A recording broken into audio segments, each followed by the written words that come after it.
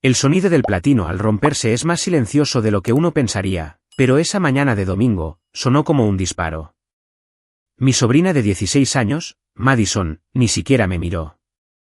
Estaba transmitiendo en vivo para sus seguidores. Me había arrebatado la pulsera antigua de la muñeca, sosteniéndola ante la cámara y llamándola chatarra deslustrada. Como no le pasaba por la mano, no la desabrochó. Dio un tirón. La delicada cadena de seguridad se partió, y 80 años de historia resonaron contra las baldosas del patio. Mi hermano Ryan sorbió su mimosa. Mi cuñada, Tiffany, ni siquiera levantó la vista de su aro de luz. Madison se rió. Vaya. Basura de todos modos. Nadie se movió. Nadie se disculpó. Pensaron que solo eran joyas. No sabían que era la única razón por la que todavía tenían un techo sobre sus cabezas. Antes de ver exactamente cuánto le costó esa broma, deja un comentario y dime desde dónde estás escuchando ahora mismo. Quiero ver quién forma parte de nuestra comunidad hoy. Recogí los pedazos de la pulsera de la fría piedra. El platino se sentía pesado en mi palma, un peso muerto donde antes había un pulso. Sobre mí, el brunch continuaba. Mi cuñada Tiffany estaba ocupada ajustando el ángulo de su aro de luz, quejándose de que las sombras arruinaban su estética. Mi hermano Ryan estaba rellenando las copas, riéndose de un chiste que había oído 1000 veces, interpretando el papel del proveedor exitoso en una casa que en realidad no podía permitirse. Esta casa era un decorado. El extenso jardín, las encimeras de mármol importado, el leasing del SUV de lujo en la entrada. Todo era una actuación de perfección financiada con tarjetas de crédito que llevaban al límite y rescates que nunca reconocieron. Y yo era el personal de tras bambalinas. Yo era Natalie, la sencilla archivista, la historiadora que pasaba sus días entre el polvo y el silencio. Para ellos, yo era aburrida. Era la cuñada solterona que usaba zapatos sensatos y conducía un sedán de 6 años. Me toleraban porque era útil. Me levanté, guardando el metal roto en mi bolsillo. No grité. No volteé la mesa. Una versión más joven de mí habría llorado, suplicándoles que entendieran el valor sentimental de lo que Madison acababa de destruir. Pero la mujer que estaba en ese patio sintió algo completamente diferente. Era una claridad fría y clínica. Durante años, me había preguntado por qué me quedaba. ¿Por qué pagaba los impuestos de su propiedad cuando se enfrentaban a la ejecución hipotecaria? ¿Por qué cubría el costo de sus vacaciones de emergencia? ¿Por qué transfería en secreto $6,000 al año al Conservatorio de Música de Elite para que Madison pudiera tocar el violín, todo mientras se burlaban de mi frugalidad? Solía llamarlo amabilidad. Solía decirme a mí misma que era el pegamento que mantenía unida a la familia. Pero mientras miraba a Tiffany, que ahora estaba editando el vídeo de mi humillación para su historia, me di cuenta de la verdad. No era amabilidad. Era la cadena invisible del superviviente. Cuando creces siendo quien arregla las cosas, empiezas a creer que tu único valor reside en tu utilidad. Crees que el amor es una transacción. Si pagas la cuenta, te querrán. Si resuelves la crisis, te respetarán. Llevas la cadena voluntariamente porque te aterroriza pensar que sin ella, no eres nada. Es una prisión que construyes para ti misma, ladrillo a ladrillo, cheque a cheque. Había pasado 31 años creyendo que si soportaba suficiente falta de respeto, eventualmente me ganaría un asiento en la mesa. Pensaba que mi silencio era digno. Pensaba que mi apoyo invisible era noble. Pero al mirar a Madison, que ya estaba aburrida y mirando su teléfono, me di cuenta de que no había sido noble. Había sido una facilitadora. Les había enseñado que yo era un recurso natural para ser explotado, no una persona para ser respetada. No veían a una hermana o a una tía de pie allí. Veían un electrodoméstico. Y cuando un electrodoméstico se rompe, no te disculpas con él. Le das una patada. Tiffany me miró, agitando una mano con desdén. No te pongas tan trágica, Nat. Parecía viejo de todos modos. Probablemente puedas sacar unos cuantos dólares por la chatarra. La miré. Miré la casa que mi dinero había salvado. Miré a la niña que mi dinero estaba educando. La cadena alrededor de mi cuello no se rompió. Simplemente se disolvió. Me voy, dije. Mi voz era baja, apenas un susurro sobre la música. Ryan ni siquiera se dio la vuelta. Vale, nos vemos la semana que viene. No olvides el regalo de cumpleaños de mamá. Atravesé las puertas correderas de cristal, pasé por la isla de la cocina donde las facturas impagadas solían estar escondidas en un cajón y salí por la puerta principal. Me subí a mi coche. No cerré la puerta de un portazo. La cerré suavemente. El silencio dentro del vehículo era pesado, pero no estaba vacío. Era el sonido de un contrato que expiraba. El trayecto a casa fue una mancha de asfalto y adrenalina. No aceleré. No me salté semáforos en rojo. Conduje con la aterradora precisión de alguien que acaba de darse cuenta de que sostiene el detonador.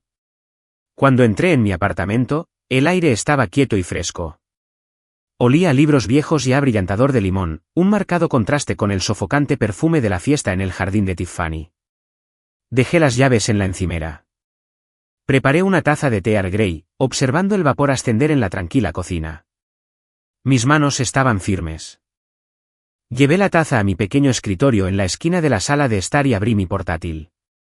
La pantalla cobró vida, iluminando las pilas de cajas de archivo que cubrían las paredes. Esta era mi vida. Tranquila, ordenada, y en secreto, increíblemente cara. Primero, entré en mi portal bancario. Luego, abrí una nueva hoja de cálculo. La llamé el libro mayor de los fantasmas. Por primera vez en años, empecé a teclear los números que había mantenido ocultos en mi cabeza.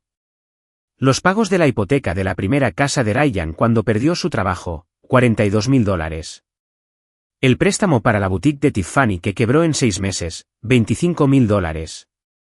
El pago inicial de su actual casa de exhibición, registrado como un regalo para que pudieran calificar para el préstamo, $80.000. Me quedé mirando los números. Eran asombrosos. Tiffany y Ryan se paseaban como la realeza, publicando fotos de su lujoso estilo de vida, juzgando mi ropa sensata y mi coche de 10 años. Pero su reino estaba construido sobre los cimientos de mi dinero. Era la ilusión de poder de la billetera vacía. Creían que gastar dinero los hacía poderosos. Creían que consumir los hacía importantes. Pero el verdadero poder no se trata de lo que gastas. Se trata de lo que controlas. Y yo lo controlaba todo. Entré en el portal de donantes del Conservatorio de Música de Élite. Mi nombre de usuario era anónimo, solo una serie de números conocidos únicamente por la junta directiva. Navegué hasta la página de becas activas. Allí estaba, la beca al mérito artístico Madison H., $60.000 al año, financiada en su totalidad por una benefactora anónima, yo.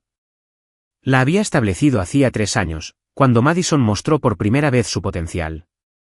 Quería que tuviera lo mejor. Quería que tuviera las oportunidades que yo nunca tuve. Quería creer que si daba lo suficiente, eventualmente me verían. Pero no vieron al donante. Solo vieron el viaje gratis. Asumieron que el dinero venía de la escuela, del universo, de su propia especialidad inherente.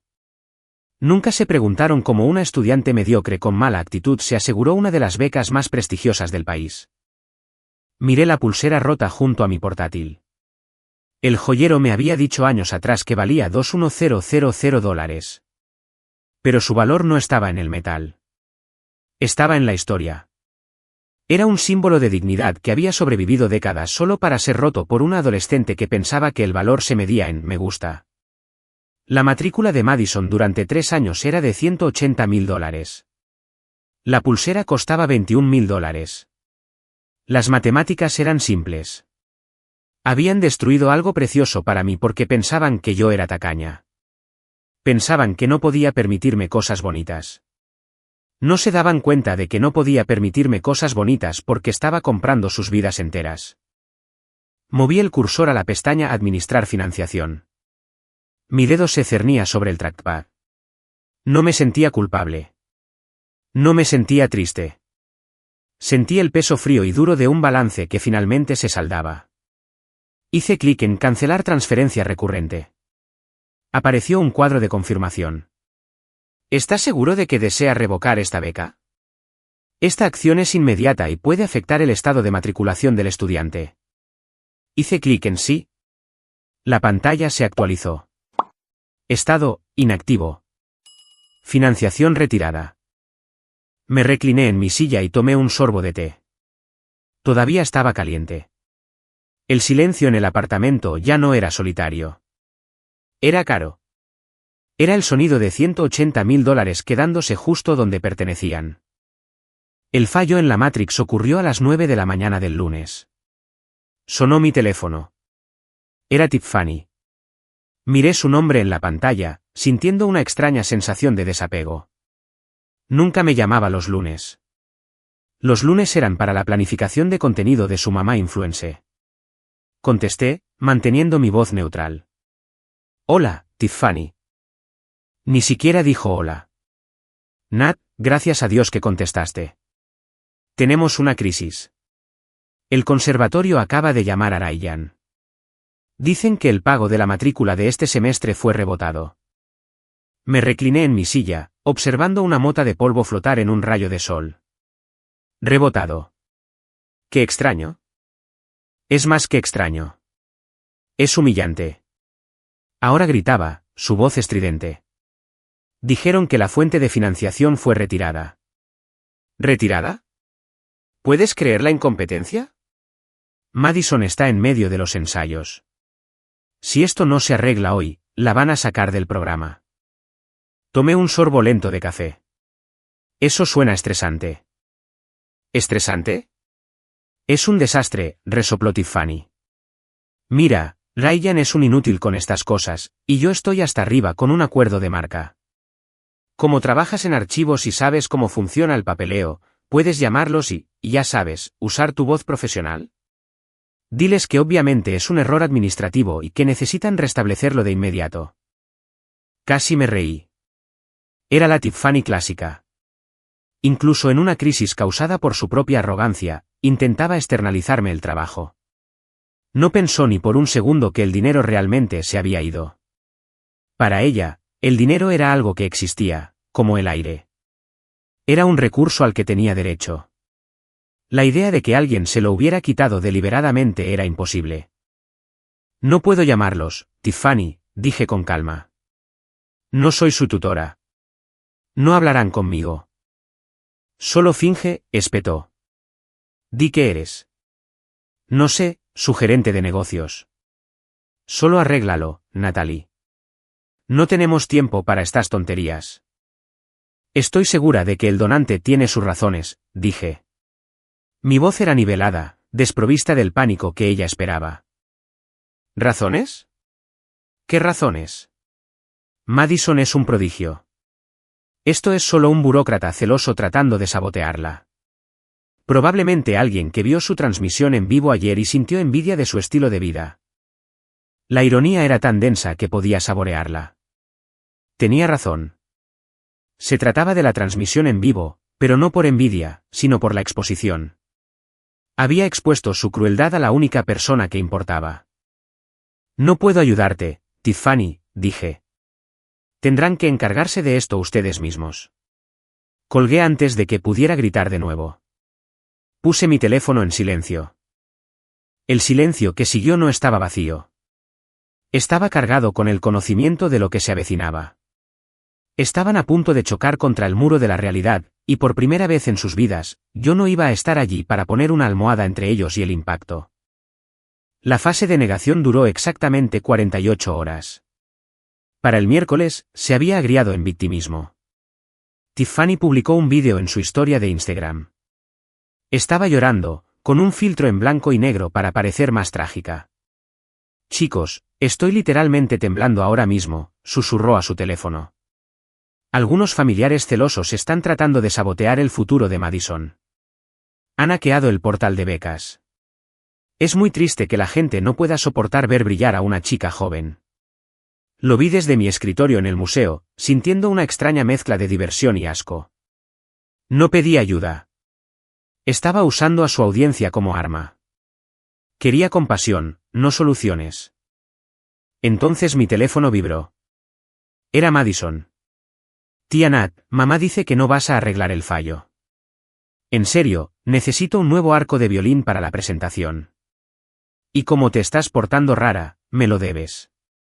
La pulsera era basura, pero busqué y Cartier tiene una pulsera, Love, que es como... Bueno, cómprame esa y estamos en paz. Me quedé mirando el mensaje. Estamos en paz. Había roto una reliquia, perdido una beca, y pensaba que yo le debía algo. El sentimiento de merecimiento era impresionante. No era solo un defecto. Era una visión del mundo. No respondí. En cambio, abrí un nuevo documento en mi ordenador del trabajo. Escribí un encabezado formal a la junta directiva del Conservatorio de Música de Élite. No era solo una donante anónima. En mi calidad de historiadora, había pasado 5 años archivando las composiciones originales del fundador del conservatorio. Había descubierto sinfonías perdidas, restaurado manuscritos frágiles y curado la exposición que les trajo aclamación internacional. Era una socia silenciosa en su legado. Escribí con precisión. Detallé los términos de la beca al mérito artístico Madison H. Cité la cláusula relativa al código de conducta del donante, específicamente la sección sobre integridad y respeto por la preservación histórica. Adjunté una foto de la pulsera rota junto a la carta original escrita a mano del fundador, regalándosela a mi abuela. Esta estudiante, escribí, ha demostrado un flagrante desprecio por la misma historia que esta institución está destinada a proteger. Al destruir una pieza del legado personal del fundador para obtener notoriedad en las redes sociales, ha violado el espíritu de esta beca. Por lo tanto, ejerzo mi derecho a revocar permanentemente la financiación. Esta decisión es final e irreversible. Pulsé enviar. 10 minutos después, recibí una respuesta del presidente de la Junta. Estimada señorita Natalie, estamos horrorizados. No teníamos idea de la conexión. La revocación se procesa de inmediato. También revisaremos su estado de matriculación a la espera de una audiencia de conducta. Gracias por su continua dedicación a nuestra historia. Cerré mi portátil. El cambio estaba completo. Ya no era solo la tía. No era el felpudo. Era la archivista. Había curado su ascenso y ahora había curado su caída. El silencio en mi teléfono ya no era una espera. Era una carga. La joyería no estaba en un centro comercial.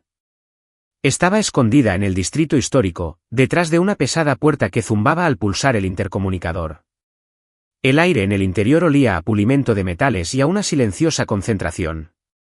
El señor Abernathy, un hombre que había pasado 60 años mirando el corazón de los diamantes, ajustó su lupa mientras yo depositaba los trozos rotos de la pulsera sobre el cojín de terciopelo. Platino, murmuró con voz rasposa. Art Deco de mediados de siglo. Artesanía excepcional. Ya no se ven cierres como este. Estaban diseñados para durar para siempre. Recogió la cadena de seguridad rota con unas pinzas, girándola bajo la luz intensa. Esto no fue por el uso y el desgaste, dijo, mirándome por encima de sus gafas. Esto fue violencia. Alguien tiró de esto con una fuerza considerable. Lo sé, dije. No respondió de inmediato. Cogió la banda principal, la que Madison había llamado chatarra deslustrada, y la inclinó. Hizo una pausa. Entrecerró los ojos. Luego, dejó escapar una brusca inspiración, un sonido tan fuerte en la silenciosa habitación que me estremecí. Señorita Natalie, dijo, bajando la voz a un susurro. ¿Conoce la procedencia de esta pieza? Era de mi abuela, dije. Me la dejó a mí. Dijo que era especial, pero nunca dijo por qué. El señor Abernathy me hizo señas para que me acercara. Miré a través del magnificador. En el interior de la banda, grabada en una caligrafía tan microscópica que a simple vista parecía un rasguño, había una inscripción, para Eleanor, por la música que me salvó. HV 1948. Se me heló la sangre. H.V. Heinrich von Statten, el fundador del Conservatorio de Música de Élite, el hombre cuya estatua se erigía en el patio donde Madison soñaba con tocar. El hombre cuyas partituras originales había pasado los últimos 5 años restaurando en los archivos. Su abuela, dijo suavemente el señor Abernathy, era Eleanor Vance. No era solo una mecenas, dijo, con los ojos muy abiertos por la reverencia. Fue su primera violonchelista. Cuando terminó la guerra, le ayudó a sacar clandestinamente sus composiciones de Europa. Él encargó esto para ella. No es solo una joya, señorita Natalie. Esto es una reliquia. Pertenece a un museo. Me quedé mirando el metal roto. La ironía era sofocante. Madison, en su búsqueda de fama viral y validación superficial, no solo había roto una pulsera. Había profanado un trozo de historia directamente vinculado a la misma institución a la que estaba desesperada por unirse. Decía vivir para la música, pero literalmente había roto el legado del hombre que construyó su mundo. Todo porque no era lo suficientemente brillante para TikTok. ¿Puede repararla?, pregunté, con voz firme, aunque mi mente iba a toda velocidad. Puedo, dijo solemnemente el señor Abernathy. Puedo fusionar el platino, pero la cicatriz permanecerá. El metal tiene memoria. Bien, dije. Deje la cicatriz. Salí de la tienda bajo el sol cegador de la tarde. Me sentía más pesada, pero también más aguda. Antes de este momento, mi decisión de retirar los fondos me había parecido justicia. Ahora me parecía un deber. A Madison no solo le faltaba gratitud. Le faltaba la reverencia fundamental requerida para ser un artista.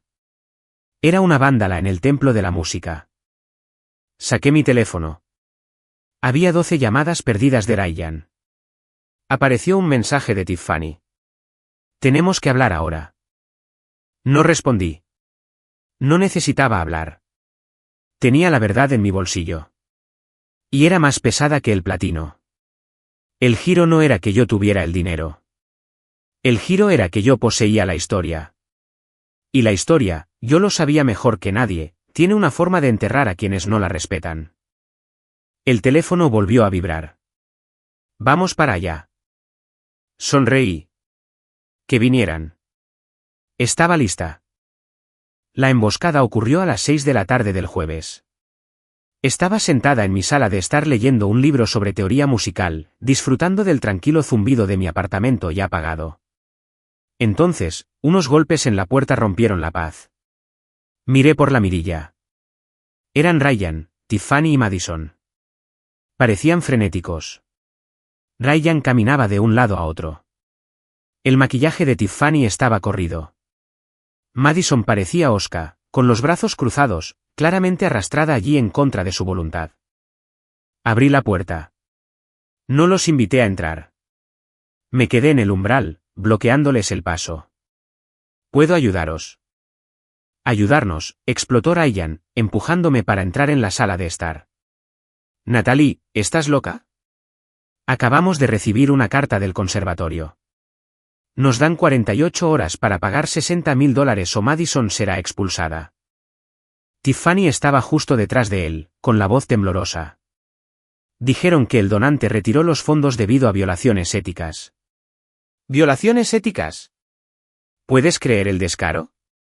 Necesitamos ese dinero, Nat. Tienes que prestárnoslo. Solo hasta que llegue la próxima comisión de Ryan. Madison se dejó caer en mi sofá sin preguntar, quitándose los zapatos sobre mi alfombra limpia. Es tan injusto, murmuró. Ni siquiera hice nada. Los observé. El pánico, el sentimiento de merecimiento, la completa falta de autoconciencia. Todavía pensaban que esto era una negociación. Todavía pensaban que yo era la red de seguridad. No puedo prestaros el dinero, dije en voz baja. Claro que puedes, gritó Ryan. Tienes ahorros. Vives como una monja. Somos familia, Natalie.